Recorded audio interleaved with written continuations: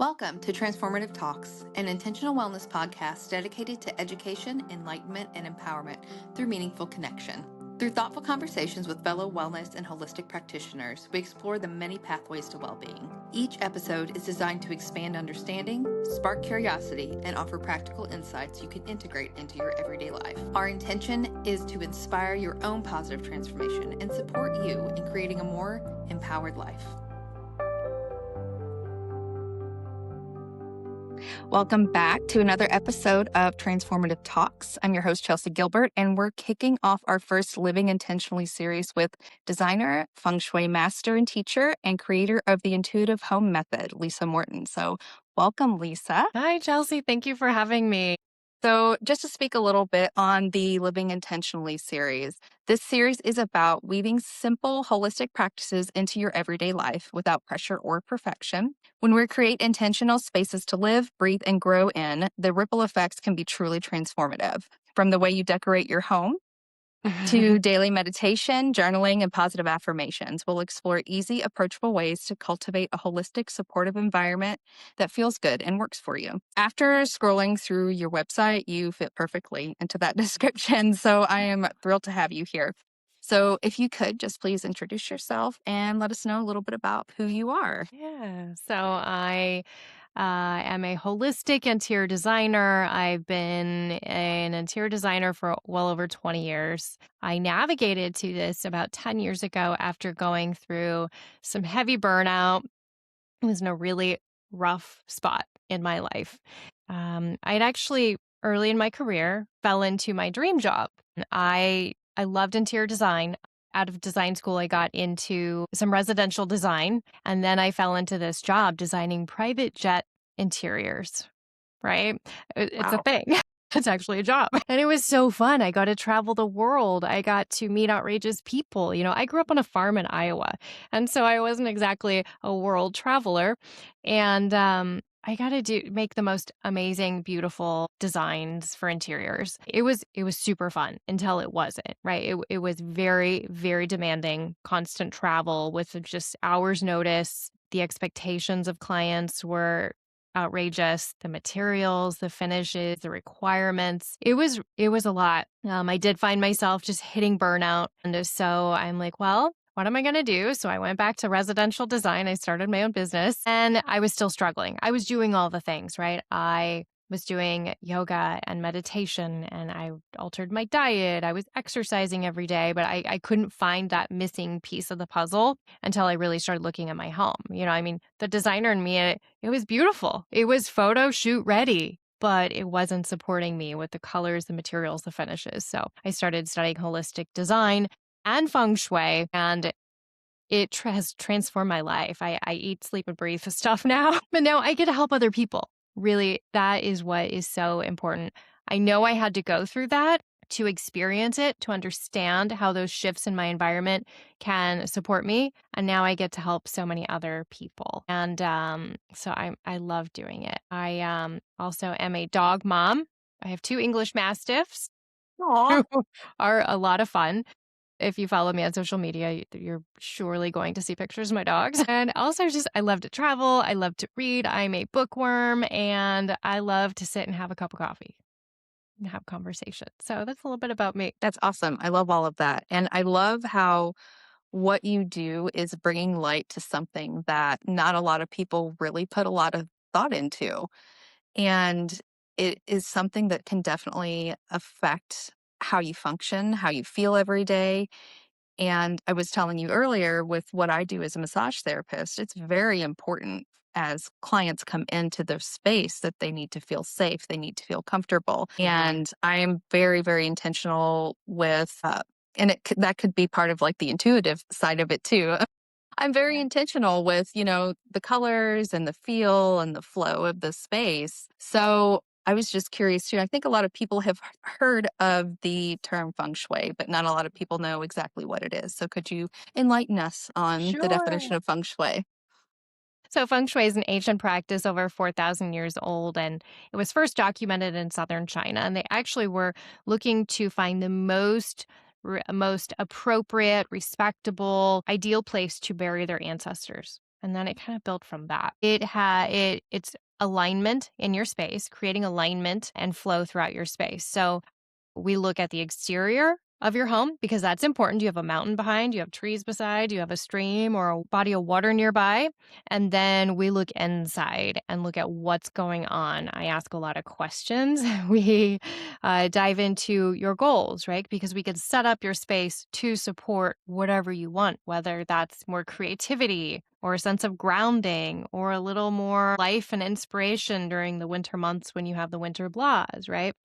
So it's a beautiful practice, and I'm just so honored to get to do it. I just became a master teacher after 10 years of study, became a master teacher a little over a year ago. So it was a big bucket list item for me.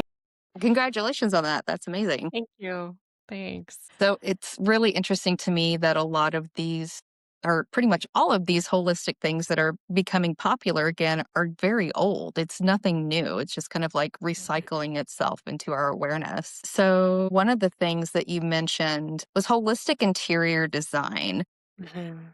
So, could you describe a little bit about what that means and how you utilize that? So holistic approach to design is really like where I started, right? Exploring my space because I was so used to making it beautiful and functional, and we don't think about how things are affecting our body, our nervous system. And I was not in this world at all, right? So I had to just regroup and open my eyes differently. When you can look at the entire picture, the entire home, you can see so much of what's going on, right? It's not just, let's redecorate the kitchen. Well, how is that going to affect the rest of the home? Through the colors and the finishes, the materials we bring in. So it's so important to look at that and how we can bring harmony to the entire space because one area is off, then it's going to throw other areas off. So that was really kind of where I dipped my toe in. Actually, before I even studied this, I trained in Reiki because I was struggling with my own mental health so much. I was having, gosh, it was like 2010. I was having horrible panic attacks. And so I was getting Reiki done. It was fascinating. I was so new to this world of energy, right? And so then I drove in and I became a Reiki master within like a year. And I'm like, oh my gosh, your body has energy. Your home has energy too. And then that's where I stepped into the feng shui. And it's really when you can look at it as less of a box that you just go home and crash, right? It's not just an empty box where you go home and crash. Or the other one is oftentimes people just want it decorated pretty. I literally, years ago had a gentleman tell me he just wanted his plane to look better than his brother's. Goal. Well, at least he has a goal. I guess. I was like, okay, let's add a little heart and a little attention. Everything you do in your environment is affecting the energy. Nothing is neutral, right? It's improving the energy in the feng shui, or it's not improving the energy in the feng shui, and that could be a beautiful family heirloom that you bring in, or releasing, if you have boxes of clutter, right? It's also, are you bringing in healthy vegetables and snacks, or are you bringing in bags of potato chips? Like everything you bring in into your environment is affecting your home environment and in turn your body. It's all reciprocal. I feel if people start to think of it that way, or when you do start thinking about it that way, you can't help but to be more intentional because you realize the impact of everything. Speaking of mental health, like when we think about, if someone's depressed or someone's anxious, like walking into the home of a person, you can see it reflected. I've struggled with that when I start Mhm. noticing things get cluttered and I'm not like as motivated to pick things up. And I walk in the house and I'm going, oh my gosh, I'm just stressed out because I feel like I have so much to do here. That's a big reflection on my internal mental state as well. And not many people can step out of that, out of their day to day to see that. And that's what's difficult. My goal is to help people just kind of look at their home with a different lens. And it doesn't mean any home has to be perfect. Hey, I have clutter in my house. I'm human, Yeah. right? But just look at it and be aware of how it might be affecting you and make one small change today, right? One little thing just to improve the energy of your space and then your body. And then the awareness of how it makes you feel as well, having Yeah. that be your indicator versus having perfection or I Right? want it to I be had this this style.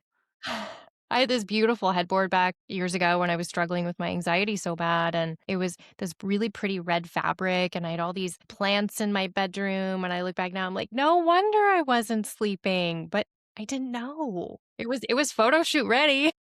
It was beautiful, but not conducive to relaxation and restorative sleep. Yeah. Yeah, yeah. I also find it interesting. I've been exploring a lot of. I always love to look at design trends. While I'm not so much in that world anymore, I'm still sort of am, right? And I love to look at design trends and what's going on and what people are wanting and liking and thinking about the energetic effects of that. This maximalism design trend has been such a big thing where there's just pattern and color and stuff everywhere. And if your nervous system is raised, like you can't be in a space like that. But then Yeah. other people live there. That's their norm. And it's really fascinating to explore some of these trends and how they make people feel. It's been kind of an obsession of mine lately. So, talking about how your environment makes you feel, one of the things you brought up as well was color psychology, which Yeah. I know a little bit about that. And just in general, anything psychology, I absolutely love. Could you talk a little bit about that and how that affects people? Sure. Most of us know that warm colors like lift our energy and cool tones are like gentle and softer, but we can dig so much deeper. I also love to bring into this whole discussion the five elements of feng shui. So we have the wood, fire, earth, metal, and water. And feng shui describes the world in one of these five elements. And when we can look at the element along with some color and the psychology of the color, it's so eye opening to how we can support ourselves, how we can alter a space just through color. We know red, right? It's powerful, it's bright, we think of a power tie, right? It's vibrant. It's in feng shui a fire element. So it's going to take your energy really high. In terms of yin or yang, it's very, very yang, very like casino energy, right? But then if you want the opposite, maybe a pale blue is a water element. And we know blue is inspires creativity and fluidity. And blue would be wonderful for more of a peaceful, calming space, like a very yin space, like a spa. I have a lot of blue in here. Blue's my favorite color.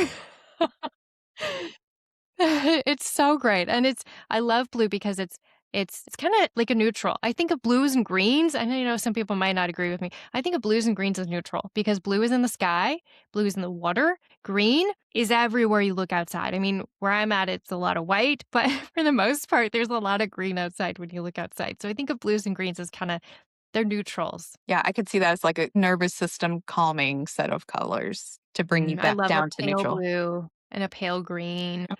So when you think about colors, typically people have a favorite color or a color they gravitate towards. Is that something um, in color psychology that can either kind of let you into a little bit about the types of things they like in general, or when you are helping them design their home? I think that it's important to notice colors that you are gravitating towards and that you might be like drawn towards or craving. Because what does that mean, right? If you're drawn towards, if you like, oh, if I get a phone call, Lisa, I want to paint my bathroom green, right? Then I'm going to think, okay, she must be craving the outdoors. Right? If you are like, I want to bring some cozy, like chocolatey browns around me. I'm just feeling cold or sterile. I need that cozy brown. Well, that tells me maybe chocolate brown isn't the answer, but she definitely needs more earth element. Beige, tan, brown chocolates, low horizontal shapes, grounding materials, right? She's craving that. So look at the color maybe you love, but also just think about the colors you crave and you're drawn towards and think, what is it about that color that sucks me in, right? Is it a beautiful, soft, pale white color, right? That brings clarity and precision, right? Or do you love to wear your favorite red sweater? Well, maybe right now you're kind of getting the winter blahs. Or in the summertime, you might be like, oh, I really love that cobalt blue up I wear. Well, it's probably cooling to your body and your body's craving it about that time. So take this in, right? and observe and see what you're craving, and that will give you some clues as to what your body is craving, what you need. You mentioned that you are a Reiki master, so you're kind of well versed in energy work in general, and you mentioned energy work in your home. So, how do you practice that for yourself, and how do you encourage your clients to practice that for themselves? So, a couple things. One is through feng shui, right? As shifting and directing energy throughout your space. I love to work with rocks and crystals in a home to shift and direct energy. I also do remote energy clearings. This is something that I've done for probably over 10 years, and it's really fun. I have clients all over the world that I do this for. It started out as just something I didn't think I'd ever do. I trained in it and received a certification. It was part of my feng shui, my level 1 feng shui training. And I'm literally thinking, I'm not going to do this. This is too woo for me. That's too far, right? But then I started doing it and I was like, wow, I meant to do this. And as I followed my intuition and practiced more and developed more of my meditation practice and all those other supportive things, I found just how powerful it can be. I'm clearing your home, but I'm also infusing it with whatever you're looking for in your life. And I have a lot of clients I'll do once a year, right? Like a one big clearing reset a year. And then in that, I'll get information that I can give them. Maybe it's tools that they should use going forward or things they need to shift in their home. I especially love to do a space clearing before the feng shui consultation. If I do a full feng shui review with someone, I actually have a bundle of this, right? Because I just on my website a package because I think they pair together so beautifully. We need to release, we need to let go of. If we want anything new, we have to make space for it. So by doing that first and then implementing feng shui adjustments throughout your environment, it's so powerful. Yeah, I did notice on your website that you have it looks like kind of 3 tiers. Looks like you have a consult. I've always done the consultations, right? And I would work with someone, I'd send them the information, and if they wanted a follow-up call or something, great. Some people are just like, I want the info, I'm going to do it, I'm excited, and they're great. Other people really want that support as you're walking through this, which I understand. It can be a big feeling, it can be a big endeavor, it can feel like a big undertaking. I created this as 30 days of transformation. We start out by looking at your home with a fresh set of lenses so you can really see your space, really see how it's it's supporting you or not, right? And then we get into the numerology of your home. We get into releasing, and it's not just clutter clearing your entire home. Sometimes we locate that one thing that's standing in your way, that one thing that's stopping you, that's blocking you. Week 3, we get into the full feng shui assessment. So you get all the information. We go through that. And then week 4 is really about keeping it going. It's all about staying the course. How are we going to do this? How are you going to set up? What kind of routines or rituals are we going to implement so that you can keep going and everything is going to keep flowing and working for you? So it's a lot of fun, and it's I don't consider myself a coach, but there's like the coaching aspect to it. We do a lot of guided meditations, guided visualizations, and it's a really, really cool process. Feels like it's not just, an overhaul of your living space. It feels like it's an overhaul of your internal space as well. That's amazing. I Bingo. love that. Yeah, I like, mean, I as you have were saying some that, I'm people like, just it's not just about where you're putting your couch. It's about right? creating, ease and flow in your life as a whole and, like, giving yourself those tools to recognize when things are imbalanced. Yes, or even bring up those things. I had a woman recently who didn't realize just how sad she'd been since she stopped doing her artwork. And so we did a guided visualization and she discovered this. And that's kind of why she'd been feeling the way she'd been feeling. And so fast forward, we set up, found following feng shui, following the Bagua map, we found the most appropriate place for her to do her art that would just amplify that energy. And it was really nice. And it's just so fulfilling to have those things come up that you never expected from that client. Or I mean, different things that are deep down. We just have to feel safe and feel supported to let that come up. Yeah, I love that.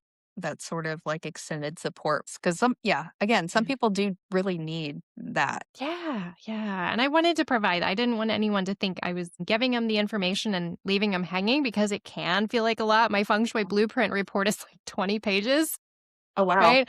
The goal of this report I mean, you're gonna know everything about your home that you would never even think you'd wanna know, but the goal of this is to provide you with all the information. So, you can implement whatever you want now, right, following your current goals, or you can, down the road when you're done, put it in a cabinet and pull it out 2 years from now when you're remodeling, redecorating, and you're like, "Okay, what did she say about this area? I have to remember to keep an earth element or something yellow here." So you know, right? So it's gonna live for a very long time because we aren't stagnant in our homes, right? Our lives change. Our lives shift and flow and marriage, divorce, adding children, children go off to college. Like our lives just are constantly changing and our homes need to change with that. So I feel like I remember reading this somewhere, but feng shui, it encourages redecorating or moving things around with the cyclical nature of the year and the seasons and things like that, correct? Correct. Yeah. When we can live in harmony with those seasons, I mean, we're following the five elements throughout the year, right? And when we can live in harmony with that, life flows a little easier. Yes, it can have the winter blahs. And yes, it's winter time, but we're meant to go within. When we remember, we're meant to go within and snuggle on the sofa and drink hot tea and not get all the things done that we want to. And it's okay knowing that that time will come, right? Spring will come, the wood element comes, and it's the little bud under the ground just starting to come up and all that energy building and you're thinking about your summer plans and summer vacations and then summer comes, right? This is all about the just fire element and we're going to the pool parties, going to the park and going on bike rides and then we continue throughout the year, right? Into the metal element and the water element. And when we can live with the cycle, right? It just makes it so much easier. Does that mean you have to decorate every season? No, but understanding that can be really helpful to know that we're going to get to that fiery season again that's fun or we're going to, every a lot of people love fall, right? It's this where we start go from this high energy and we start bringing it down, just gently bringing it down and bringing it in, and some people really crave that and love that time of Okay. You year. also mentioned manifesting, and I think it's kind of like a hype word now, the idea I of know. manifesting. How would you use feng shui to create manifestation for yourself? So this is something that I love to do. I've manifested amazing things in my life because of my home. Your home is telling you who you are, and your home is telling you who to be tomorrow, right? And what to bring into your life tomorrow, and how you're going to be, and how you're going to be seen tomorrow, right? And it's telling you that. So once we know that, we can add cues into our space. One of my favorite things is adding these special cues into your space. It's funny, I work with clients and I would start, tell me about your goals. I just wanted to feel really nice. I just wanted to feel really zen. I'm like, that's great. Let's keep digging. And I really push them. And I think sometimes it takes a bit. What do you really want? Don't be humble. Tell me what you want. If you want to make $1 million this year, that's great. That's fantastic, right? That means you can then donate to every animal shelter on the planet. That's my whole thing. Or you're just really focusing on your health and you want to bike across the state. I don't know, whatever your goals are, right? Then we can add special cues into your environment through accessories, through artwork, right? Is your artwork telling you to be healthy and to be inspired and to live this vibrant life? Or is it kind of depressing?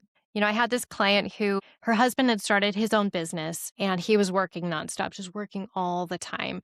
And she called me. She's like, oh my gosh, I'm so frustrated. And I was going to go over and do some other stuff at their home already. And she's like telling me about this. And I'm like, okay, when I come over, I want to see your master bedroom. And so we walked in and she had this beautiful painting on the wall, but it was of a single woman. So the first thing she'd see when she wakes up is a piece of art of a single woman all by herself. And that's the last thing she'd see at night before going to bed, too.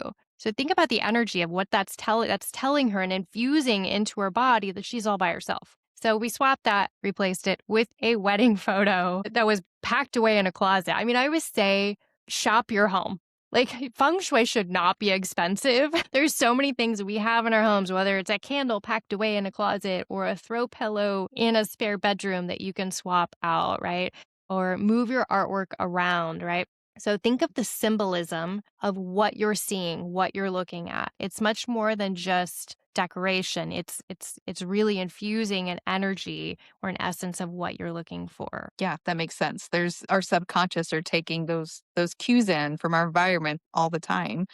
Not just, in the outside world to keep us safe, but yeah, when we get home, what are we seeing? What are we telling ourselves all the time? Okay, so I was really wanting to ask you about your podcast as well, because as you know, I just started doing this. I'm in the baby stages of this, and you've actually had a podcast for 4 years. So can you let us know what it's about and what it's called? Yeah, it's called Feng Shui Living Tips for Busy Women because we're just all so busy, right? We have so many things going on. And I wanted to create these little tidbits. Like, here's a quick little thing you can go home and implement tonight. So you can listen on your drive home and go home and do something, right? And feel empowered. And that's where it's informational, right? I have some guests. It's a lot of fun. So you can check out Feng Shui Living Tips for Busy Women if you have a question you want me to cover, I love that, right? If you have something going on, we can solve the issue. I also just recently launched VIP episodes. So some of those we go deeper into a topic. Maybe you've been with me longer and you've studied some feng shui and you're ready to go a little deeper. Some of those I get a little more personal into those VIP episodes, but they're a lot of fun. Those are audio only. The other ones are audio and video. But I love the podcast because I have clients all over the world. My second biggest listenership outside of the US is Australia, but Oh, huge wow. numbers. It's hilarious. I think feng shui is really big in Australia. I have a bunch of listeners in the UK, and it's so fun to be able to get that out there and reach so many people. So I love the podcast. It's been a lot of fun. Yeah, and it looked like on your website, it's super easy to find on there. It's Yeah. basically anywhere you listen to podcasts or on YouTube, which is interesting. I learned. So after I started doing this, I learned there's a lot of people out there that listen to a podcast on YouTube. They're not watching the video, but that's where they go to listen to, which I was surprised, I guess. So another thing that Lisa has done, she is also an author and she just published a book. So I would love for you to talk about that as well. Oh my gosh. Aligned at home. It just I'm so fulfilled by this book. I always wanted to write a book. I used to love writing. I felt magic in words, right? But then I went through this phase for some reason in recent years. I'm a terrible writer. I don't know how to write, right? I don't know if it's imposter syndrome. I just was not feeling it. And then, but I kept getting this little thing write a book, write a book, write a book. So actually, if you read my book, in the very beginning, I have this story about going to the psychic fair many years ago. And I talked to this woman, and literally the whole time I'm like, I'm not buying this. I don't like this lady. She's not legit, blah, blah, blah, right? But I'm like, well, I already paid her, so I'm going to listen. Well, she told me, you're going to write a book someday. And when you get up from here, I want you to walk over to that table with the vendor table with the books. And you're going to find a book with a green binding and gold lettering. And you need to buy that book. Okay, I had no idea. I get up, I walk over. There's a book with green binding and gold lettering, writing as a way of healing. So I bought the book. It sat on my bookshelf in my office, staring at me, right? We talk about pings. It was pinging me, right? For years. And then finally, the stars aligned. I don't know, but I decided it was the time. So I was really fortunate to find a really, really great writing coach. So the beginning of the book is a little bit of memoir, I guess. I talk about how I found this work and I talk about my burnout and the ugly parts of that. And, you're not alone, right? I think I read in there, if you're in your car crying, feeling lost, you're not alone. It's okay, right? I've been there too. And then how I transition. And then I have tons of easy feng shui information. One of the goals with my book was to write it in a way that you could easily understand it. Because I remember many years ago, actually before I started studying feng shui, I was buying books and I'd read one book. I'm like, oh, this is fascinating. It's interesting.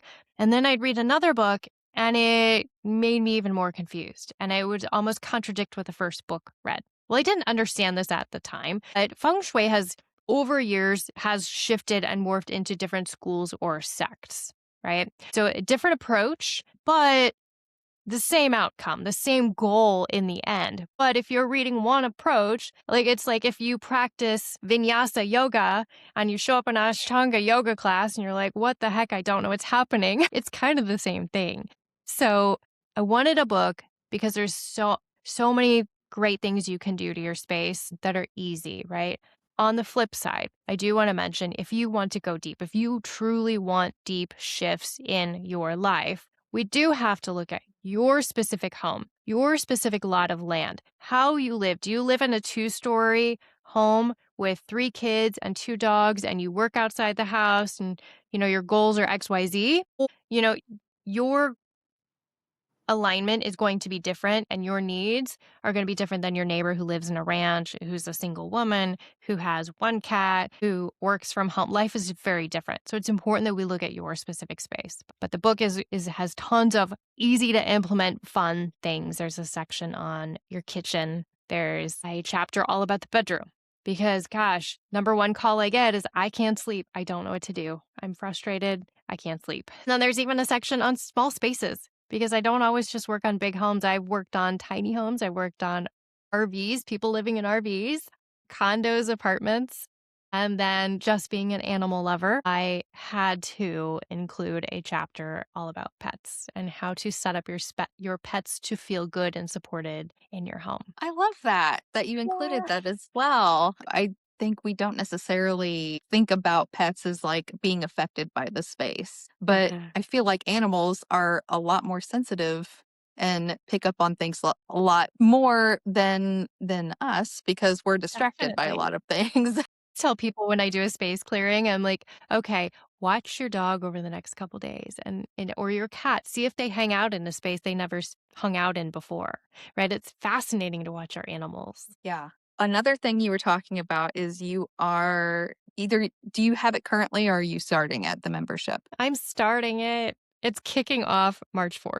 Okay, yeah. So your membership is kicking off on March 4th. So can you tell everyone what all that includes and what that looks like? I published Aligned at Home and immediately I knew I wanted to continue this somehow. So I started working on a complimentary workbook, which is almost done. And I have my Aligned at Home collective. So the Aligned at Home collective is a monthly membership group where we're going to have a live call every month. We're going to dive into some of the chapters in the book. There's going to be time for Q&A, all kinds of bonuses throughout. What I love about this is every month we're going to record this call. If you can't make it live, we're going to record it. You can go back and listen, but it's also, we're going to build this beautiful library of all this information that you can reference back to. So you're like, hey, I'm struggling with sleep. I'm going to go back and listen to that month where we talk about sleep. So I'm very excited. There's a founders discount going on right now, but March 4th is when we kick off. And I'm just so excited to connect with people and to have that 1 hour a month. I keep telling people this is like your hour. Plan this as your 1 hour every month where you can get your pajamas on, get a cup of tea, jump on Zoom with me, and we'll have an interesting lesson. We'll have some conversation and you can bring your questions. That's amazing. I know that a lot of people will benefit from that because it's not just about giving somebody a book and letting them read it.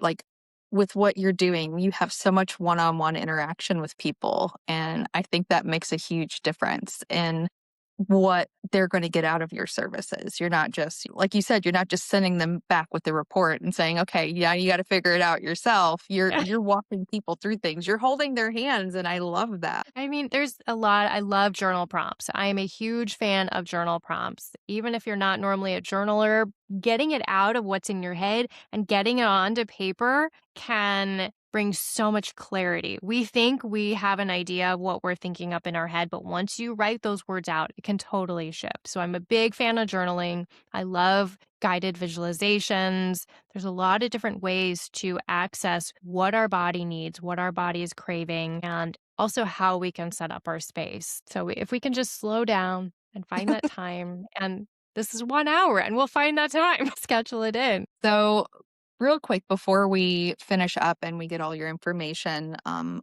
how people can contact you, I wanted to circle back to you mentioned bedrooms and sleep. And I was just curious if there's any super simple tips or tricks that you have for people to put things in their bedroom or take things out of their bedroom to help them get a conducive sleep. Oh my gosh. Number one, please, please, please remove the treadmill from your bedroom. I see so many exercise bikes and I get it. Sometimes we're in tight spaces, but it's not supporting, right? We talked about yin or yang earlier, right? We want our bedroom to be very very yin and quiet and peaceful. And when you have that exercise bike that sits in the corner that's out of your peripheral vision as you're trying to go to sleep, and when you're on that exercise, you're but that bike, you're going along. You're sweating, you're grinding, you're pushing, and the coach is saying, just 2 minutes more, keep breathing, right? And it's a different energy. So it's not supporting us. The other thing is clean out under your bed. I know a lot of people are like, oh, it's great storage. Well, it's not supporting the energy of your bed. Wherever we spend long periods of time, it's important that that space really be set up right. Two places. One is the bed, and the other place is if you have a home office, right? Or wherever you work or spend most of your day. It's really important to look at those spaces. And I had a client years ago that called me. She couldn't sleep. And so I said, okay, can we look under your bed? And she pulled out some boxes and, oh, it's just a pile of books to read. And then I have another box which has photos. And the photos, I have some photo albums and I'm going to put the photos in. No big deal. Like, well, it is a big deal. You're sleeping on top of two to-do lists, the books to read, the project of putting the photos in the photo album. No wonder you're not sleeping. And so we removed those. A lot of people have clothes. Those jeans I'm going to fit into again someday, shoved under my bed, right? We want to remove all that from underneath our bed. I don't keep anything under my bed unless on really cool nights I might, during the dead of winter, I might slide an extra blanket underneath. But that's it. I don't recommend anything under your bed. Yeah, I think if you understand how everything is energy and everything we interact with, there's an energetic exchange there, like it makes total sense that you would do things like that. It might seem like kind of strange. Someone might go, "What? That doesn't make any sense." But like if you think about it in terms of energy, yeah, that absolutely that Yeah. And tracks. it's interesting because a lot of bed manufacturers are now making storage drawers underneath. And I see this a lot, especially with kiddos. Kids' beds have tons of storage underneath, and they're sleeping on top of toys and books. And it's not quiet energy, it's playtime, it's action, it's keep our brains going and doing. So if you have a kiddo that's struggling with sleep, look at what's under their bed, look at their bedroom. Bright colors are fun. And I see this so often, like the primary colors. But is that really supporting them? That might be great for a place where they might do some homework or might play, but consider some softer colors for the bedroom where they're going to sleep. Some of those soft, maybe green, right? But instead of a vibrant green, a soft pale green. So just something to think of with kiddos because I run into that a lot. Yeah, that makes sense. So really intentionally creating sacred spaces for the places that we spend a lot of time, and especially sleep, because you're vulnerable when you're sleeping as well to different things. So Definitely, definitely. You're vulnerable and you need that time, right? It's so important to take that time to rest and sleep and revive and so then you can go and do amazing things the next day. yeah. So how do people get a hold of you and connect with you? You can go to my website. My website's purelivingwithlisamorton.com. You can follow me on social media at Pure Living with Lisa Morton. I'm probably most active on Instagram. I do have also a private Facebook group that's called the Good Chi Club, and we just share fun extra things. If you want to check out my book, it's on Amazon. You can order it there, any bookstore online. But I'm one of these people. I'm obsessed with getting books signed by authors. Like I will go follow someone and find them and get them to sign my book. So I created actually on my website. You could go if you want a signed copy. You can purchase a signed copy there, and then I will sign it and pop it in the mail to you. So just something fun I like to share. And all that information will be down in the notes below, so you can easily access any of that to connect with Lisa. So thank you so much for being on here. I've loved this conversation, and I feel like I learned a lot as well. Thank you, Chelsea. It was so nice to chat with you. Make sure you join us for our next Transformative Talks. Thanks for tuning in. Be sure to follow us on all of our social media platforms so you never miss a new episode. If you're a holistic or wellness provider or someone with a healing journey you feel called to share, we'd love to connect. Visit www.tjtbodywork.com to reach out. And please make sure to join us for the next episode of Transformative Talks.